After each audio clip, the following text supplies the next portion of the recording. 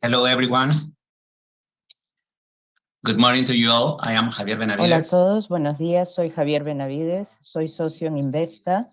BT es Venture Builder, que es como comenzó la compañía, y ahora estamos muy interesados en establecer compañías tecnológicas en distintos países latinoamericanos. Nuestra compañía quiere explorar los mercados, contactamos clientes prospectivos, validamos propuestas de valor y consolidamos nuevas soluciones que ayudan a las corporaciones a prosperar en los negocios, en mejoramiento del mercado, valor por unidad, costo por el producto, etcétera. Este proceso es más rápido y más económico que el capital de riesgo corporativo, y así damos valor a compañías que son muy intensivas en tecnología en América Latina, a la vez que encontramos varias soluciones para el continente. Es suficiente de autobombo.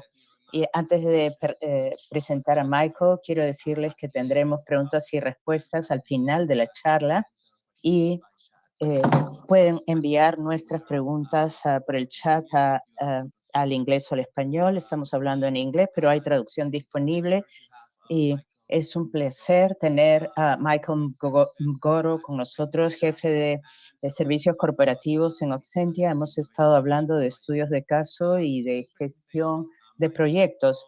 Michael va a tomar de la gran experiencia de Oxentia en el apoyo a la investigación en compañías que tienen mucha investigación globalmente. Primero vamos a centrarnos en cómo un gran conglomerado puede mejorar su competitividad en el mercado, adaptando sus modelos de negocio y sus ofertas. Y luego nos centraremos en compañías más pequeñas que necesitan apoyo para crear una infraestructura de gestión para la innovación que funcione y permita ser sostenible. Estos son los enfoques que usará Michael para ver cómo han apoyado a otras compañías y en otros sectores para lograr el éxito. Entonces, nuevamente, quiero recordarles que están invitados a escribir sus preguntas en el chat en inglés o en español. Y ahora los dejo con Michael. Michael, bienvenido al Perú. Sé que estás en el Reino Unido ahora. Entonces, buenas tardes a ti y bienvenido a nuestra conferencia. Muchas gracias, Javier. Sí, estoy en el Reino Unido y el Perú está muy cercano a mi corazón. Siempre, bueno, he visitado todos los años, cada año, aparte de la pandemia, y espero poder visitar este año también. Un poquito sobre mí mismo. Yo soy jefe de los servicios corporativos en Oxentia. Oxentia es una consultora para la gestión de la innovación. Yo soy físico y químico. Luego de mi doctorado, entré a consultoría en Oxentia. Trabajamos con la academia para apoyar el ecosistema de innovación. Ayudamos a las universidades, a los gobiernos o a las corporaciones, y encuentro que es mucho más interesante trabajar con innovadores que con los pilares del sistema. Entonces, un poquito sobre la compañía. Nos fundaron en 1988, hace bastante tiempo, como parte de la Universidad de Oxford. Éramos su unidad de transferencia de tecnología, y luego de 10 años de operación comenzamos a tener mucho interés en apoyar a la transferencia de la tecnología. Toda la universidad estaba interesada, y ahí fundamos la empresa ISIS. ISIS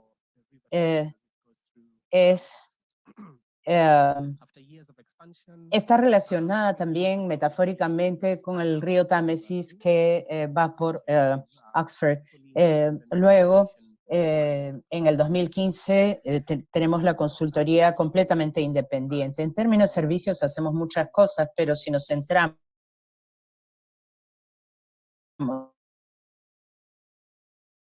tiende a hacer de dos maneras. Una de ellas, que es la más fundamental, es en apoyo a los procesos y cultura de la innovación, y esto tiende a significar interacción con los líderes de esas compañías para asegurar que tienen la perspectiva correcta, abriendo las puertas para la innovación, para que esto ocurra fácilmente en la compañía. Y también apoyamos la creación o el fortalecimiento de la infraestructura de innovación, limpiando sus sistemas y procesos.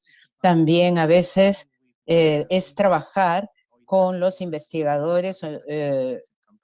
Somos una compañía intensiva en investigación, los ayudamos a pensar un poquito más como empresarios. Entonces, esencialmente tratamos de convertir a los profesores de las universidades, como los de la Católica, a gente que tiene una inventiva empresarial, y esto tiene mucho que ver con el desarrollo de capacidades. Hay mucho apoyo ahí.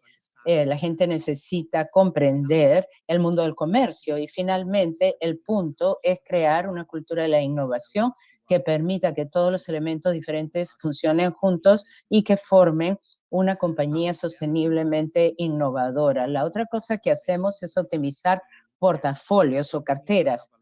Son compañías que tienen una gran cantidad de propiedad intelectual y están tratando de vender algunas de sus licencias o licenciar otras, y buscan identificar nuevas innovaciones interesantes para meterlas en su cartera, o expertos que tengan experiencia interesante y conocimiento y que los ayuden con sus desafíos técnicos.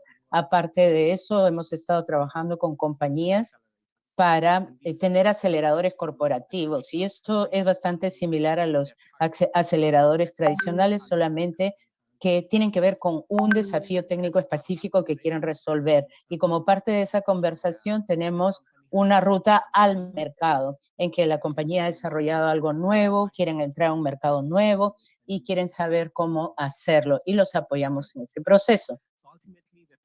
Entonces, las tres cosas en las que pensamos en términos de nuestras fortalezas son que conocemos bastante sobre el sistema de innovación, incubadoras, casos de negocio, universidades. Eso es parte de nuestro legado, de nuestra herencia, y también tenemos mucha experiencia interna técnica. Entonces, la mayor parte de consultores de Oxentia tienen un doctorado en biología, física, matemática, ciencias de la computación, etcétera, y estamos expandiendo esto a las ciencias sociales también. Y finalmente, el otro pilar que es también bien importante es tener una gran red de expertos de áreas expertas, y también líderes de opinión claves en la academia y en la industria que apoyen el trabajo que hacemos.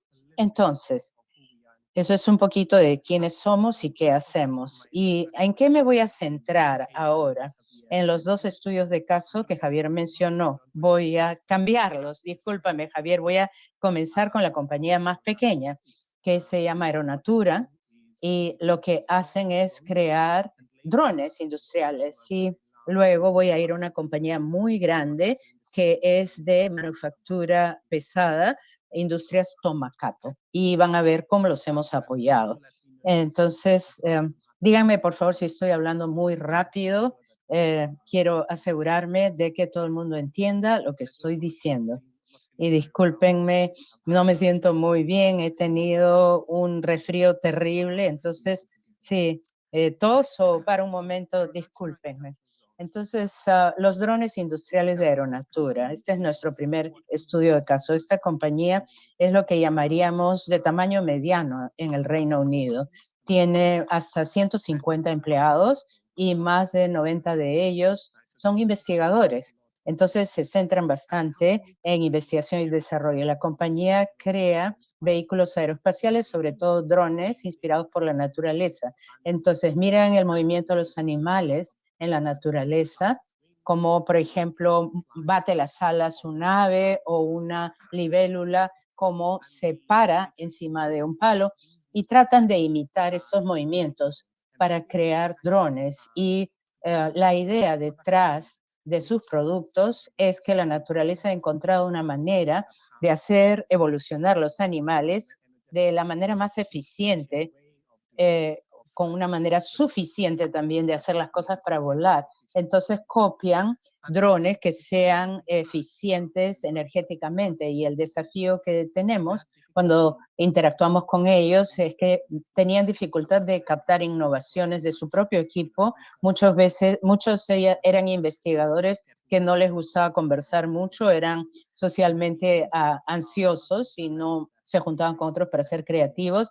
También tenían dificultades para seleccionar las mejores ideas del equipo y tenían que cultivar una cultura de innovación, con una perspectiva de innovación que esté en sus huesos, en su sangre, que todo lo que hacen en su vida sea a través de estas líneas de una perspectiva de innovación. Y además,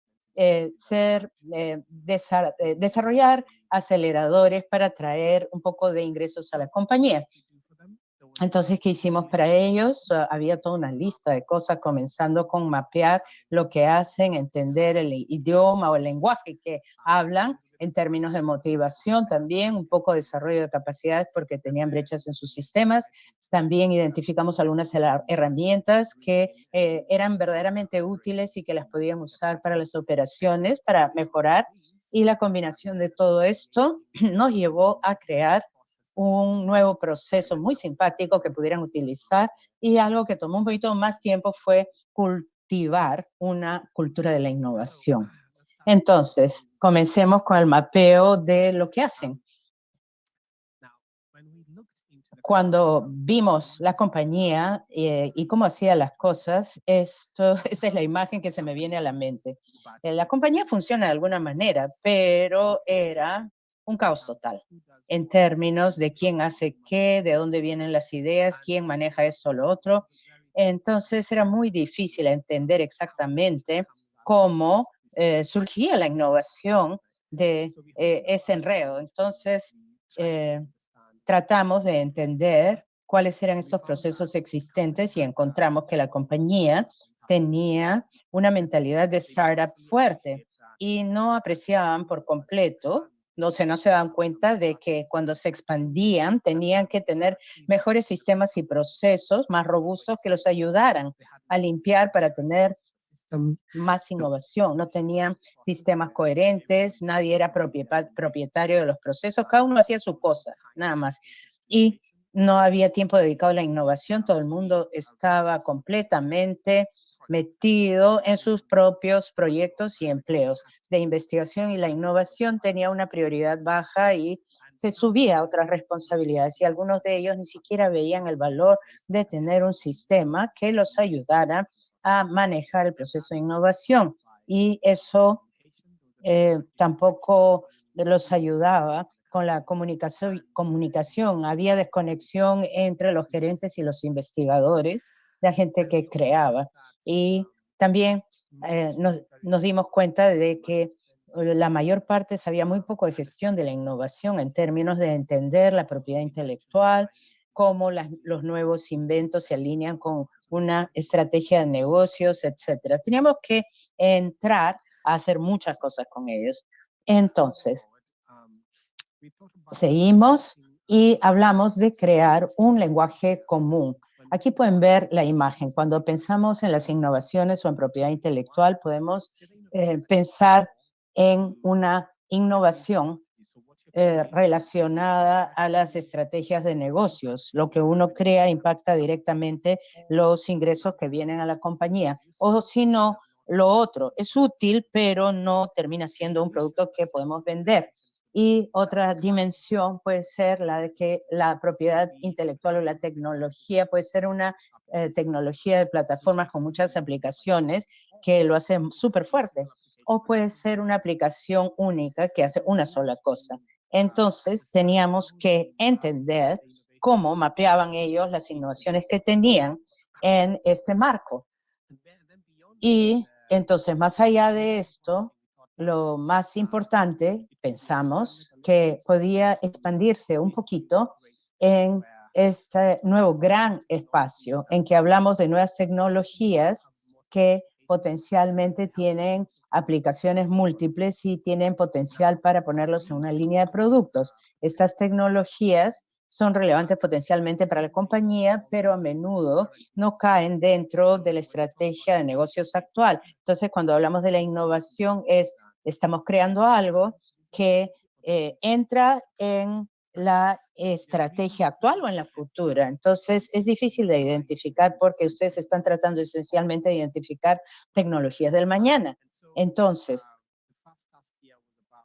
aquí la pregunta rápida era entender el vocabulario que usan sobre la innovación y cómo encaja con esa estrategia más amplia y las implicaciones de esas innovaciones sobre cómo priorizan, cómo asignan recursos en términos de tiempo, dinero e instalaciones y cómo identifican esas tecnologías y las aceleran a la siguiente etapa de desarrollo. ¿Ok? Entonces, cuando pensamos en extender esa conversación, algo me ha ido mal un ratito con las imágenes aquí, pero cuando pensamos en hablar un lenguaje común, hay algo que tenemos que hacer, que es hablar de los distintos tipos de innovación. Uno de esos es la extensión de la tecnología. Esencialmente el producto no es tan diferente, pero de repente lo empacan de otra manera. Lo empaquetan. Por ejemplo, acá tenemos una botella de Coca-Cola en comparación con una lata de Coca-Cola de aluminio.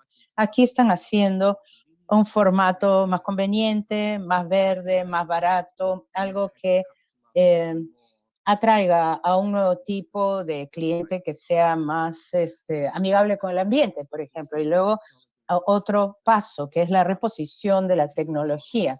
La imagen es bastante obvia, pero es identificar una aplicación completamente nueva para un producto.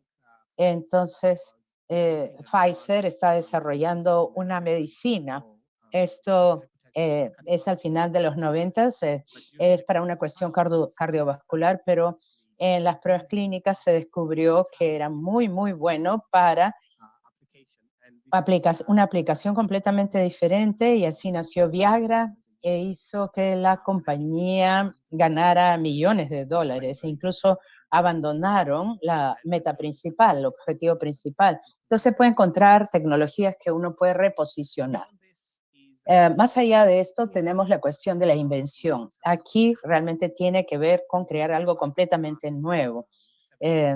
Los últimos 7 años, por ejemplo, podemos hablar de cripto, de impresión 3D, de blockchain, etcétera, de edición de genes. Todo eso se ha desarrollado en el siglo XXI y todo esto probablemente puede ser encapsulado en una tecnología, una evolución de la tecnología. Y lo que ven aquí entonces es, piensen cómo sus tatarabuelos escuchaban música. Probablemente tenía un gramófono que evolucionó en los tocadiscos que están regresando, y en los 70s teníamos el boombox y luego el Walkman y el CD y más recientemente el MP3, y ahora toda la música que ustedes escuchan está en la nube de sonido, como Spotify, por ejemplo, compañías así. Y como pueden ver, en el curso de esta evolución, ha habido una verdadera transformación en términos de la electrónica, la acústica, el cómputo e incluso las necesidades del cliente, algo que sea más conveniente, más móvil. Y los costos y los precios han bajado muchísimo, pero lo que no ha cambiado es la necesidad principal del cliente, que es escuchar música. Entonces queríamos combinar todo eso en el lenguaje que estamos utilizando cuando hablamos de estas compañías, a estas compañías. Entonces hicimos una serie de cosas para esta compañía. Tuvimos varios talleres y seminarios para educarlos sobre la propiedad intelectual, cómo encontrar propiedad intelectual interesante, inventos interesantes, cómo se valoran, cómo se cultivan, luego cómo se aceleran y se validan en el mercado. Una larga conversación sobre distintos tipos de propiedad intelectual y cómo llegan al mercado. Y la otra cosa era sobre el paisajismo, por llamarlo así, tecnológico. Es decir, ver qué más existe en su espacio, qué herramientas podemos encontrar para estos inventos, quién está compitiendo con mi tecnología y cómo se compara con mi tecnología. y también hay herramientas interesantes que uno puede usar para esto. Y combinamos todo esto con las mejores prácticas. Vimos qué hacían las compañías más innovadoras y tomamos esas lecciones para ver cómo podíamos apoyar a esa pequeña compañía en mejorar. Si ellos podían hacer lo que mejor hacían y traducirlo en el contexto general, podrían hacerlo de manera eficaz. Y encontramos una serie de herramientas que ya existían en el mercado y que podían asegurar que los esfuerzos que iban a hacer tuvieran impacto. Y más allá de esto, teníamos la cuestión del paisaje tecnológico, ¿no? Entonces teníamos que ver soluciones fuera del dominio. Esto es una tele inteligente, todo el mundo entiende qué es esto. Y si desempacamos las distintas características que tiene, hay un montón de tecnología metida ahí. A veces el vidrio es hidrofóbico, o sea, se autolimpia. De repente es anti-reflex porque se le pone una capa. Tampoco se puede arañar. A veces uno puede dar órdenes en la pantalla misma, baja energía, en fin, un montón de características. Pero si ustedes van a encontrar sus principales soluciones, de repente todo lo que encuentran en una tele inteligente puede aplicarse en varios otros sectores. Por ejemplo, el uso de la interfaz con el teléfono móvil, con la computadora, el que no se arañe el vidrio, algo que uno puede usar, por ejemplo, en cascos de motocicleta o en tablets o en iPads. El hecho de que sea de baja energía puede ser una tecnología que está aquí, que se puede usar para laptops o para marcapasos del corazón, ¿no? Si una compañía está desarrollando algo que tenga aplicaciones potenciales en una industria completamente diferente, que se le llama fuera de dominio, y si podemos identificar estas aplicaciones fuera de dominio, puede ser de verdad súper interesante. Disculpen. Puede ser de verdad súper interesante como generador de nuevos ingresos de la compañía. Hay que combinar todas estas cosas, entender la propiedad intelectual, las herramientas que uno puede usar, las soluciones para el dominio y combinar todo eso junto. Y luego encontramos otras herramientas en el mercado que existían. Lo que ven a la derecha son todas plataformas de gestión de la innovación que les permiten identificar algo nuevo, cultivarlo o buscarlo o refinarlo y luego empujar un sistema muy claro para llegar al mercado u otra cosa. Y como estamos buscando distintas tecnologías o plataformas que existen, también había la oportunidad de tomar prestado de otros, que habían hecho otras compañías.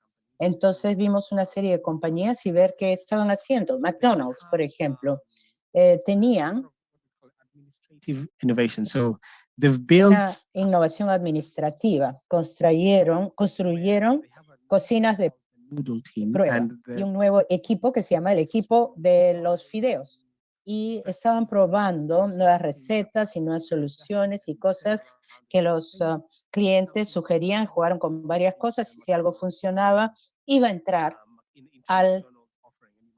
a las ofertas de McDonald's y de repente lo ven más adelante. Un ejemplo de esto podría ser, por ejemplo, una mayonesa como una salsa picante que se podía usar en McDonald's y eso venía del lejano oeste, pero que está cada vez más interesado oeste en tenerlas. Y otra compañía, Bradgates, que es en Cambridge, Reino Unido, el problema que tenían es que todos sus proyectos se les salían de las manos, no estaban muy estructurados y entonces no podían entregar buena calidad. Muchos de los empleados acababan de salir de la universidad y tenían muy poca experiencia, entonces desarrollaron una semana dedicada 4 veces al año en que todos los empleados dejaban su trabajo y se juntaban para trabajar en cualquier proyecto que quisieran, ya sea innovador o no, y la idea era que todo el mundo rompiera la jerarquía y surgieran muchísimas ideas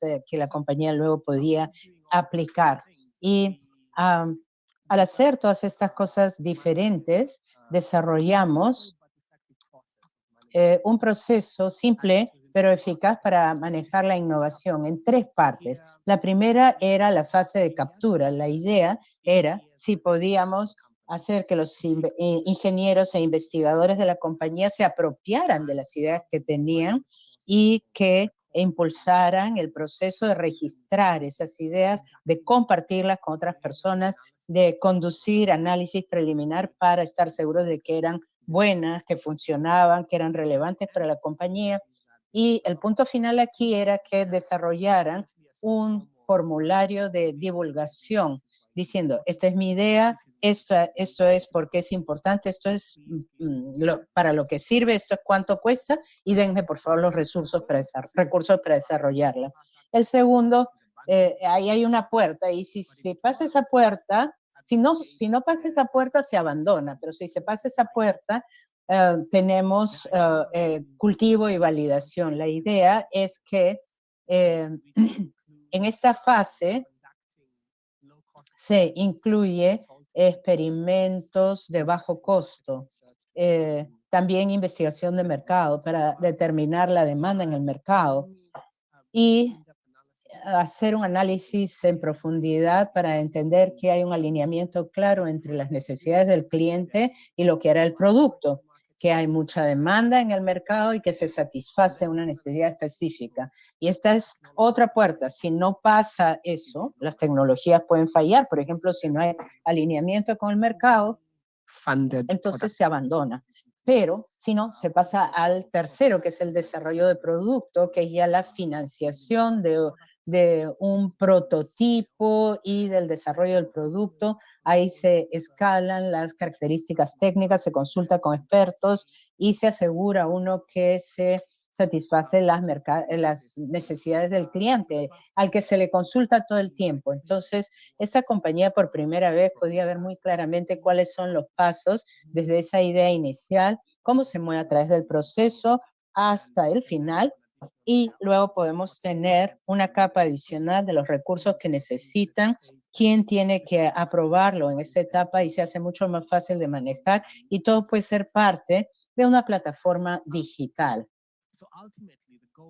Finalmente, la meta aquí era comenzar a crear esta cultura de innovación en que los investigadores se sintieran empoderados de crear nuevas cosas, pero que estaban alineadas con las metas de la compañía. La cultura tenía que ver con lo que la gente pensaba, cómo se comportaba, etcétera. Crear un ambiente en el que haya un control de las fallas. La idea es que la gente pueda fallar, pero de manera segura, sin gastar demasiado dinero y que fallar no es para morirse, ¿no?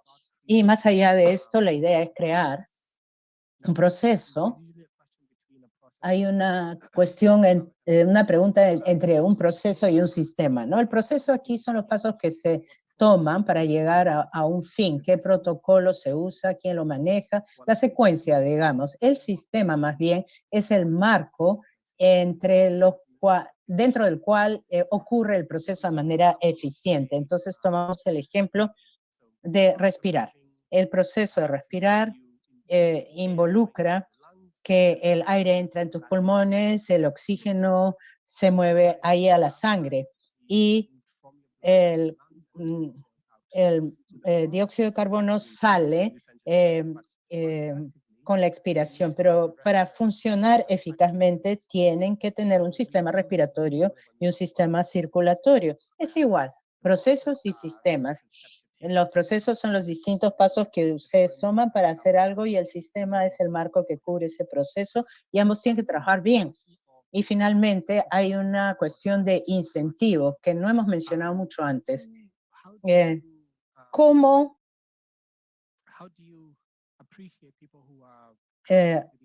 muestran su aprecio a la gente que saca ideas interesantes que eventualmente puede traer ingresos a la compañía? ¿Les dan un bono? ¿Les dan acciones en la compañía? ¿Qué hacen? Esta es una conversación interesante porque hay una división muy clara entre la gerencia y los investigadores. Entonces, finalmente, Para esta compañía, a partir del trabajo que hicimos con ellos, ¿dónde estamos ahora? Ahora tienen un sistema robusto que han armado en base al trabajo que hicimos. Están activamente recolectando nuevas investigaciones y llevándolas hacia el mercado. Cada 6 meses tenemos chequeos con ellos para verificar. Compraron una de las plataformas que recomendamos y esta tenía unas modificaciones para que encajara con ellos y que no fuera completamente estandarizada, digamos. Hablamos con sus investigadores para entender cómo se ve la compañía ahora y me dicen que la moral de los empleados ha mejorado muchísimo. Los investigadores colaboran mucho más entre ellos que antes y ahora la compañía está considerando más seriamente trabajar con incentivos como un bono para la invención o tiempo flexible o acciones para la compañía y varios otros incentivos que piensan funcionarían bien. Esta compañía entonces está haciéndolo bastante bien, han sobrevivido muy exitosamente a la COVID y la idea es que van a expandir su línea de productos muy rápidamente en los siguientes años. Ok, entonces eso fue la compañía PYME. Si tienen preguntas, las puedo responder y si no sigo, ok. Bueno, la siguiente es Industrias Tomacato, que es un conglomerado de manufactura pesada, son grandotas, crean cosas como esta, y esta es pequeña, incluso en su línea de productos. Un poquito sobre la compañía, muy diferente de Aeronatural, es un conglomerado muy grande, hacen más de 10.000 millones de ventas al año, hacen están en proyectos de infraestructura y manufactura muy grandes, de manufactura pesada, tienen estaciones eléctricas. En el Perú, por ejemplo, también las compañías mineras que ustedes conocen probablemente usan algunos de sus productos. Su desafío es bastante diferente del primero. El mundo, se han dado cuenta de que el mundo está cambiando muy rápidamente y que las compañías están cambiando sus modelos de negocio, de vender cosas y, digamos, productos a vender servicios. Entonces, nuestro objetivo era que trabajáramos con producción de servicios de alta calidad. Ellos se habían pasado los últimos 100 años vendiendo esta gran maquinaria, entonces es cambiar el modelo de negocio es difícil. Querían cambiar a servicios y digitalizar y descarbonizar la compañía y para hacer esto tenían que encontrar nuevas tecnologías y proveedores. En eso hemos estado trabajando con ellos. Sus áreas de enfoque. La idea era buscar sensores de temperatura. Pueden imaginar, esta es una gran turbina, tienen mucho aire que entra, se mueve en muchas partes, se supercalienta, particularmente en un entorno de generación de energía. Entonces, ¿qué ocurre? Dentro de esta turbina tienen microfracturas en las paredes y hay que identificar estos defectos muy rápidamente porque si una de esas fracturas se rompe, pueden tener un equipo que vale varios millones de dólares que explote y además es súper peligroso. Entonces hay que tener sensores que manejen ese proceso. También estamos interesados en la realidad aumentada. Este es un hombre que está conduciendo una inspección de mantenimiento y reparación.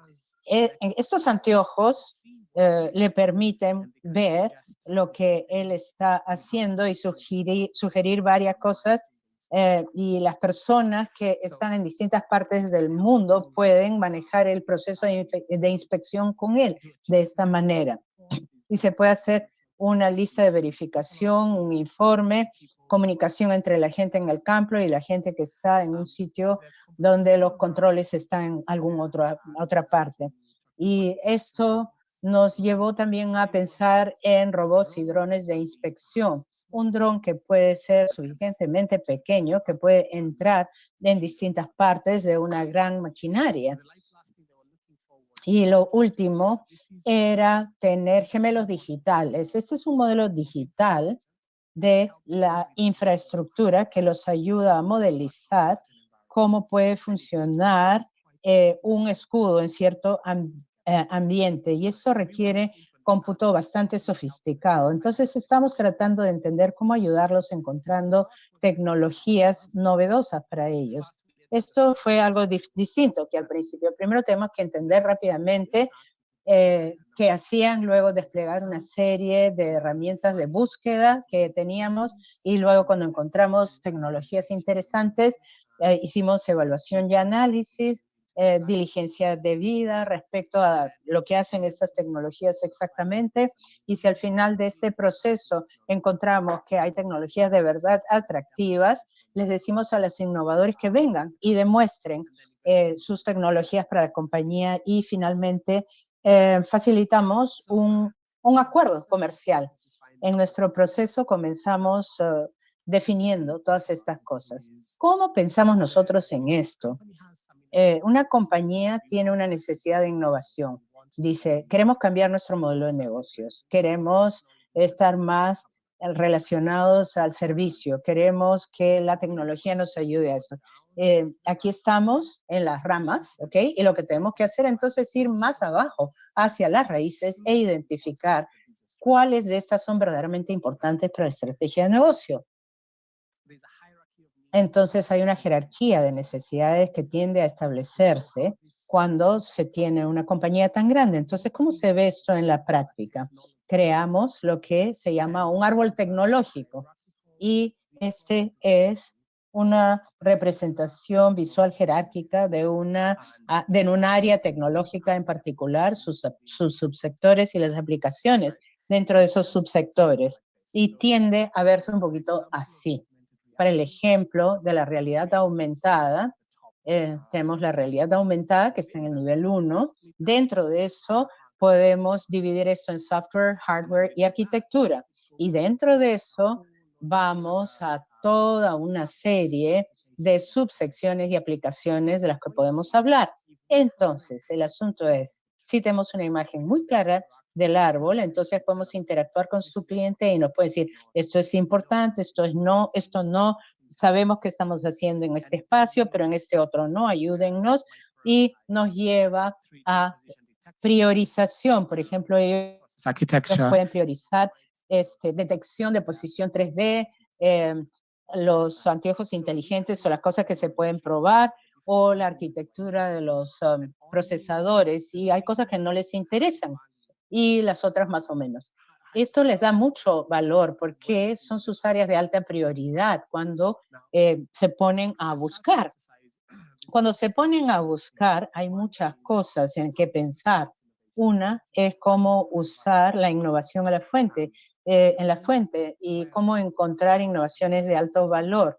Si tiene uno redes muy fuertes, y aquí estábamos viendo de hablar con líderes de opinión en áreas de pericia, de expertos, patrones, carteras, tecnologías innovadoras en su primera etapa, también los parques empresariales, incubadoras, las startups que tenían cosas interesantes. Fuimos a varias conferencias porque ahí es que las compañías grandes y pequeñas van y muestran las cosas interesantes en las que han estado trabajando, pero también desplegamos otras herramientas como aquí,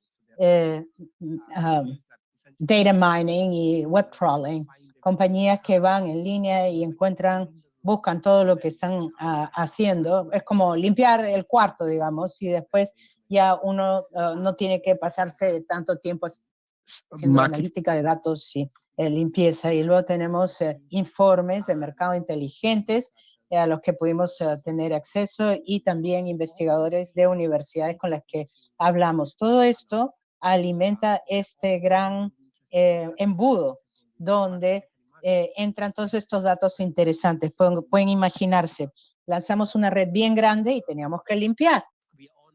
Entonces, solo identificamos las cosas más interesantes. Para hacer eso, las tecnologías entraron en un proceso de diligencia debida. Entonces, estuvimos desempacando todas esas tecnologías, hablando con los inventores, creando una especie de matriz con puntajes que nos podía rankear las tecnologías en términos de alineamiento con la compañía y de cuán alta calidad eran las tecnologías e incluso conversaciones sobre la madurez de la tecnología. Entonces, por ejemplo, las que salían de las universidades estaban como en una primera etapa. En cambio, habían tecnologías en conferencias o que venían ya de compañías más establecidas que estaban listas para el mercado o que ya habían entrado al mercado, incluso. Entonces, al final de esto, hicimos este proceso de filtrado. ¿Qué hicimos al final? Las tecnologías salen al final y tenemos que ver cómo facilitar las negociaciones comerciales entre la compañía y los innovadores, quienes son dueños de las innovaciones. Esto puede ser licenciamiento de propiedad intelectual o por adquisición de una startup o a través de la creación de negocios conjuntos en que se juntan dos compañías para una necesidad específica o simplemente un contrato con proveedor. Usted tiene tal cosa, nosotros lo queremos, nosotros le pagamos tanto por eso. Entonces, ¿qué encontramos? Fue un proceso largo.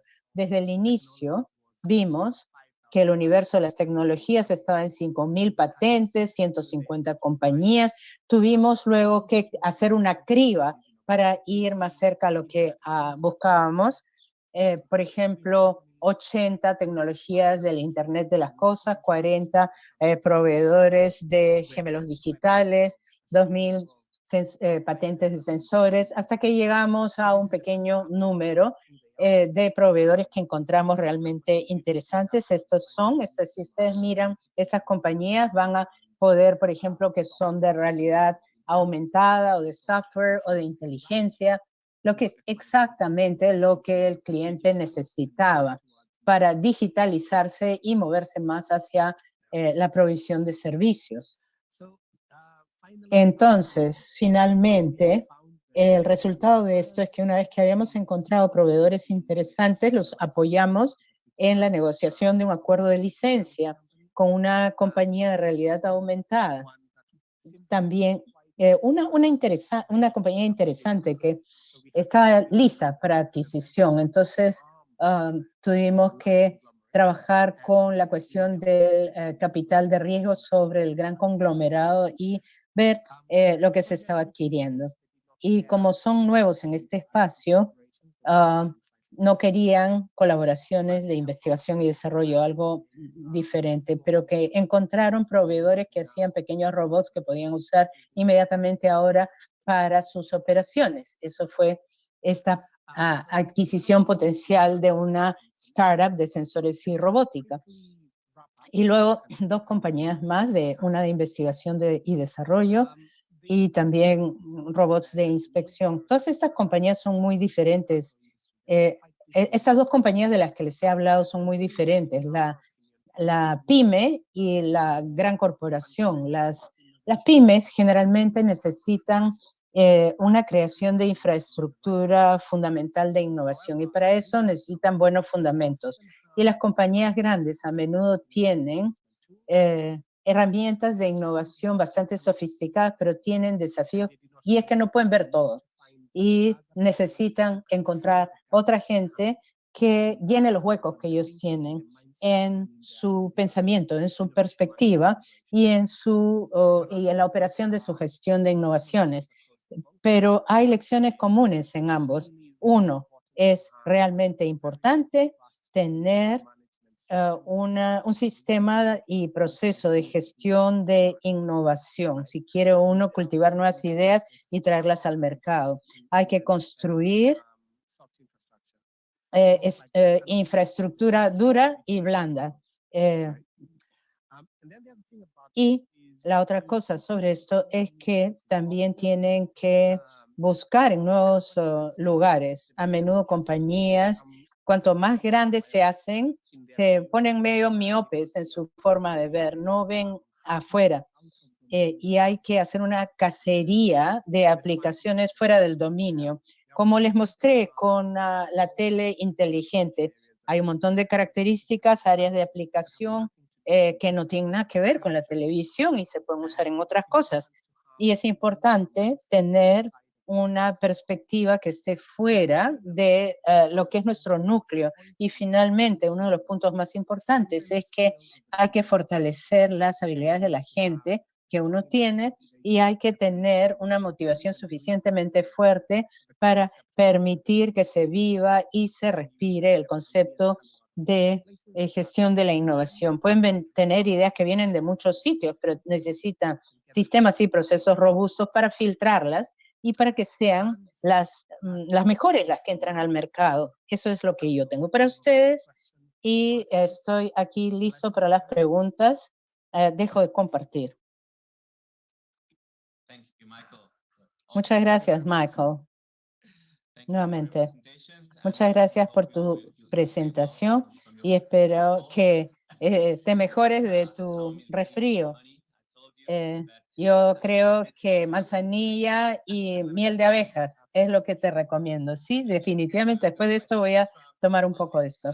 A ver, preguntas del público y gracias a las 400 personas que están comentando y remarcando lo mejor de tu presentación. Muchas gracias, Michael. Entonces, tenemos aquí una pregunta. ¿Cómo se comienza con nuevas actividades de innovación en una pequeña compañía? ¿Hay un circuito para eso o hay metodologías, aparte de las que ya mencionaste? Bueno, si están hablando de una compañía que no es tecnológica, no tiene propiedad intelectual, ocasionalmente encontramos compañías así, donde a veces puede ser una compañía de estilo de vida, por ejemplo, una cafetería, alguien que vende café y tortas. Hay un buen mercado para esto, buena demanda, la compañía puede crecer. Pero una compañía como esta muchas veces no tiene que ver con pensar en propiedad intelectual, sino en mejorar la eficiencia empresarial interna. Por ejemplo, siguen escribiendo las cuentas en papel o usan Excel o hay una plataforma que puede ayudarlos en esto. Hay compañías que tienen software de inventario que los ayuda a ver qué entra y sale. Cosas simples como esa pueden mejorar mucho su actividad y su eficiencia. Y eso es innovación para su empresa. A veces dejamos de lado las cosas simples y pensamos que la innovación tiene que ser algo súper complicado. No, podemos escalarlo hacia abajo. ¿Qué funciona para tu empresa, para tu contexto, para tu entorno, para tu mercado? No sé si eso responde a la pregunta. Sí, excelente. Nuestro tiempo se nos está acabando. Entonces, ¿cuáles son tus recomendaciones de asignar actividades en un negocio? 70% creatividad, 10% actividad realmente nueva, el 20% de la administración. ¿Tú estás de acuerdo con esto? En principio, sí. Yo diría que el 70-20-10 es bastante bueno.